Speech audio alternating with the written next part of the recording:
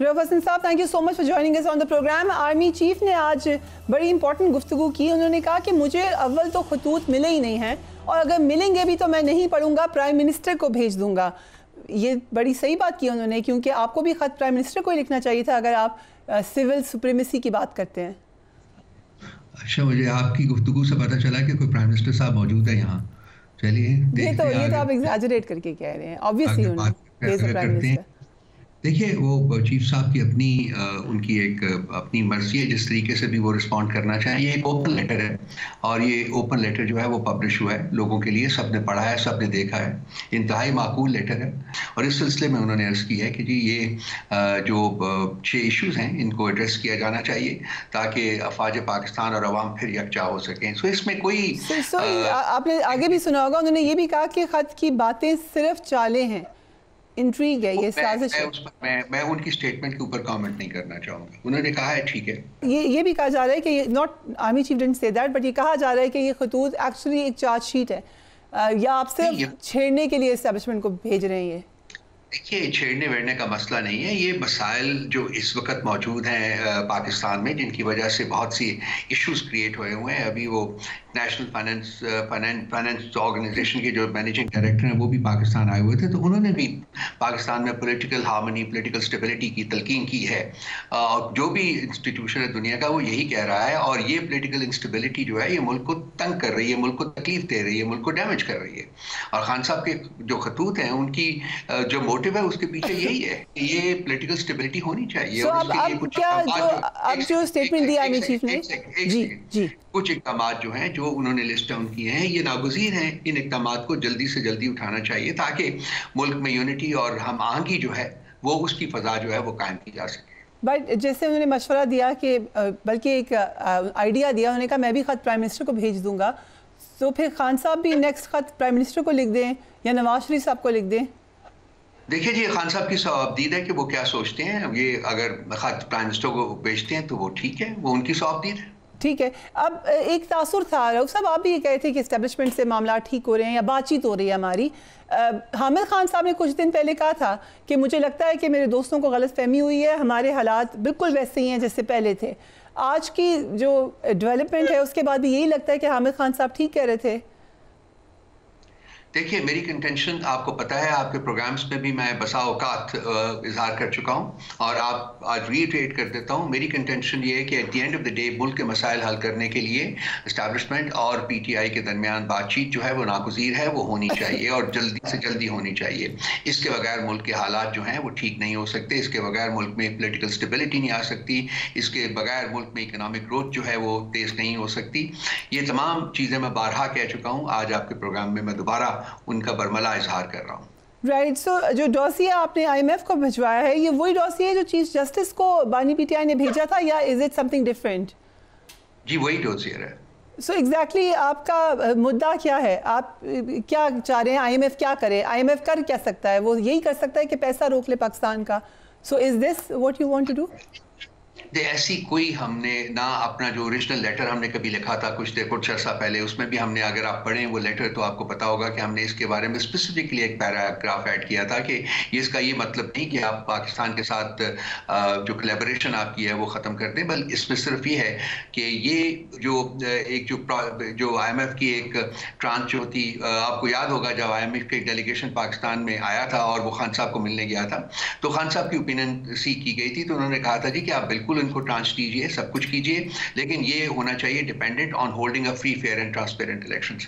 तो अब IMF के साथ ये बातचीत बहुत पहले हो चुकी हुई है। उसके बाद दूसरी ट्रांच के ऊपर भी उन्होंने हमारा ओपिनियन मांगा था और यही दिया गया था जी कि holding a free, fair and transparent election. Unfortunately ना इलेक्शंस फ्री थे, ना फेयर थे, ना ट्रांसपेरेंट थे, और रात के अंधेरे में वो आपको पता है कि डाका डाला गया था अवामी मैंडेट के ऊपर।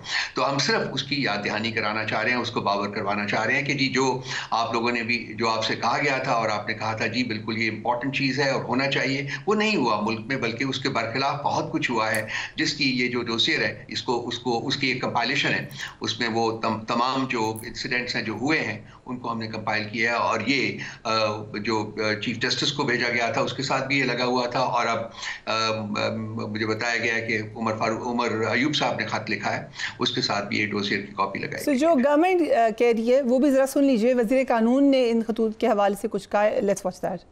रऊफ हसन साहब, इस ओपिनियन पर आप क्या कहते हैं? नहीं, मैं बिल्कुल एग्री नहीं करता इन कंटेंट्स के साथ। हमने किसी स्टेज के ऊपर भी ये नहीं कहा जी कि IMF पाकिस्तान के साथ डील करना छोड़ दे।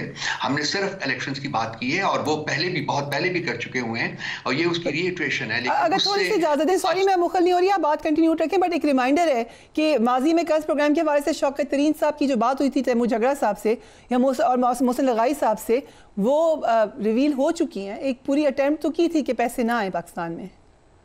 नहीं, ऐसी कोई बात नहीं थी कि वो जो कुछ हुआ था वो उसकी वेरासिटी जो है वो अभी तक कंफर्म होनी है।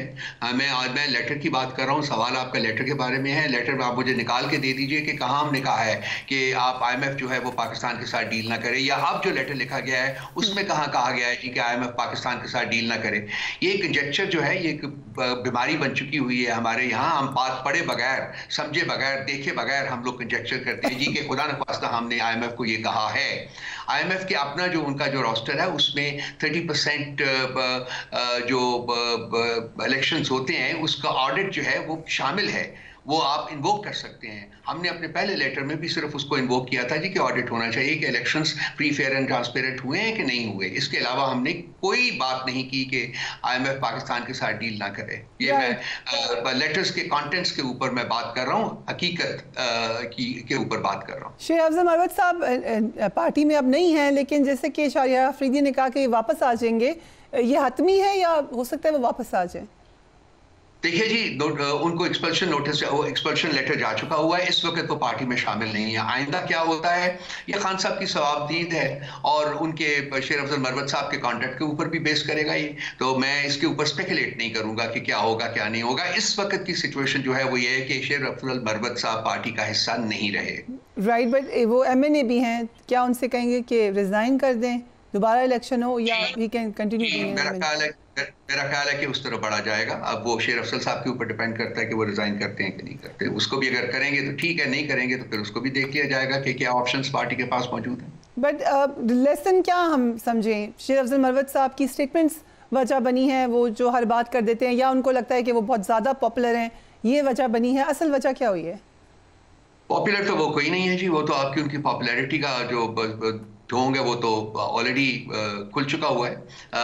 मेरा ख्याल है कि पार्टी का एक डिसिप्लिन होता है। पार्टी की यूनिटी के लिए वो डिसिप्लिन को सब्सक्राइब करना बहुत इंपॉर्टेंट होता है।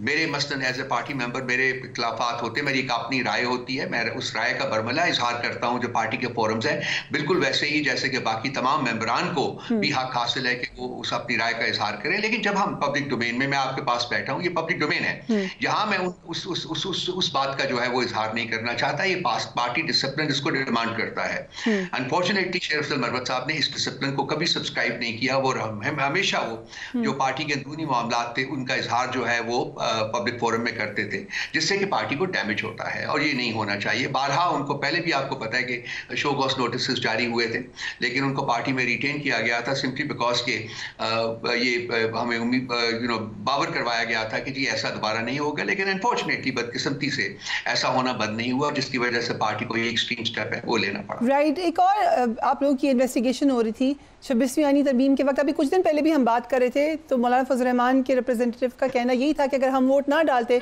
तो PTI के आज़ाद उम्मीदवार वहाँ पर मौजूद थे, वो वोट डाल देते। उसके लिए भी आपने शो कॉज नोटिस भेजे थे, कोई उनका डिसीजन हुआ है? उसके लिए एक इंक्वायरी कमेटी बनी हुई है जी। उस इंक्वायरी कमेटी का इजलास मेरा ख्याल अनकरीब होने वाला है और वो इंक्वायरी कमेटी की रिकमेंडेशन हमारे पास आ जाएगी। उसकी बेसिस के ऊपर पार्टी जो है वो एक्शन लेगी। कितने लोग होंगे आपके ख्याल से आपके आज़ाद उम्मीदवार जो कि वोट करने के लिए रेडी थे? वो आपको पता ही है, पहले कहा जा चुका है, मैं दोबारा उस मसले में नहीं पढ़ना चाहता। वो जो भी था वो उसको शो कॉज नोटिस सर्व हो चुका हुआ है। राइट, सो एक और खबरें भी आ रही हैं पार्टी के अंदर से ही कि वज़ीर आला अली अमीन गंडापुर के हवाले से भी नाराज हैं खान साहब। आज पता नहीं मुलाकात हुई है वैसे। आप लोगों के माइक्रोफोन्स जो है वो खान साहब के जहां वो ठहराया गया उनको जेल में वहां लगे हुए हैं, या क्या वो सोर्सेज हैं आपकी जो पहुंचते जो हमें भी नहीं पता होता, वो आपको पता चल जाता है। फ्यूचर थॉट भी पता चल जाती है। ऐसी कंजेक्चर्स के ऊपर मैं आपको पता, मैं कभी स्पेकुलेट नहीं करता, कभी बात नहीं करता। राइट। इंटरेस्टिंगली एजाजुल हक साहब से हमने पूछा मुज़ाकरात का, उन्होंने कहा मुज़ाकरात खत्म नहीं हुए हैं बल्कि सिर्फ डिलेड हैं और बड़ी जल्द दोनों पार्टीज आएंगी वापस टेबल पर। Do you think so? किसने कहा है ये? एजाजुल हक साहब ने, जो कि मेंबर थे हुकूमती कमेटी के। देखिए, मैंने आपको इस सवाल का जवाब पहले भी दे दिया है कि मेरी कंटेंशन ये है कि एस्टैब्लिशमेंट और पीटीआई के दरमियान मुज़ाकरात नागुज़ीर हैं मुल्क के हालात को बेहतर बनाने के लिए, मुल्क में पॉलिटिकल स्टेबिलिटी लाने के लिए, मुल्क में इकोनॉमिक ग्रोथ जो है उसको एक्सपेडाइट करने के लिए। वही जवाब मैं आपको दोबारा दे दिए।